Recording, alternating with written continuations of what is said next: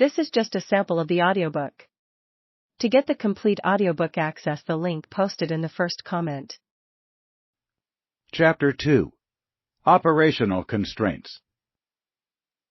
Without baggage, necessaries, or provisions of any sort for officer or soldier, in the most barren, inhospitable, unhealthy part of North America, opposed to the most savage, inveterate, perfidious, cruel enemy, with zeal and bayonets only, it was resolved to follow Greene's army to the end of the world. Brigadier General Charles O'Hara to the Duke of Grafton, 20 April 1781.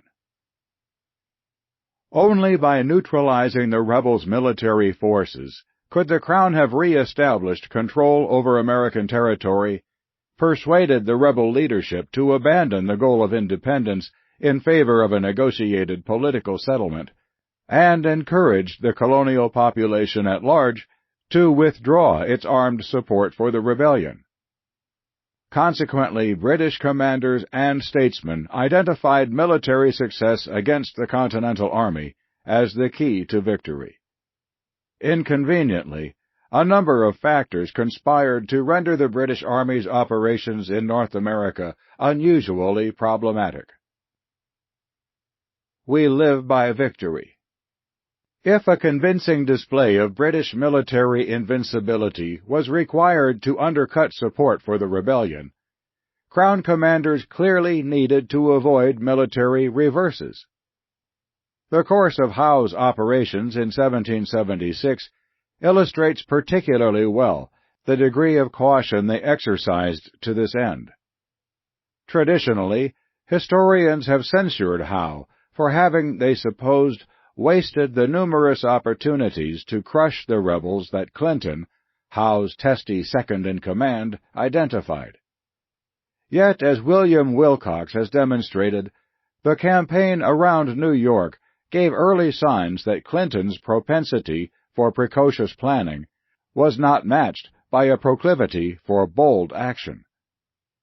For example, when the general unenthusiastically executed Howe's successful Kip's Bay landing, he declined to deviate from his orders by attempting to interdict the rebel withdrawing from New York City into Harlem.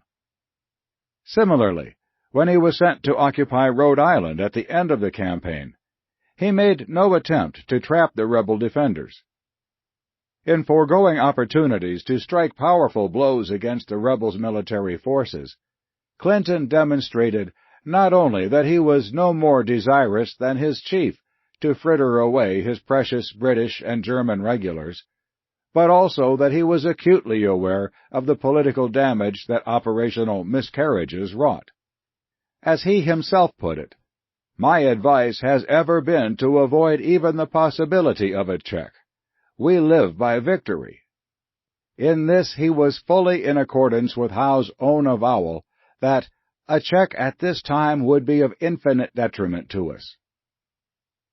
British military setbacks galvanized the rebel cause principally by prompting Americans to give active support to the revolution, whether by providing intelligence, enlisting in the Continental forces, or engaging in popular resistance to the King's troops. The best examples of the last were the escalations in local military activity, whether spontaneously or in response to summonses, stimulated by the defeats at Trenton and Princeton in the winter of 1776 to 77,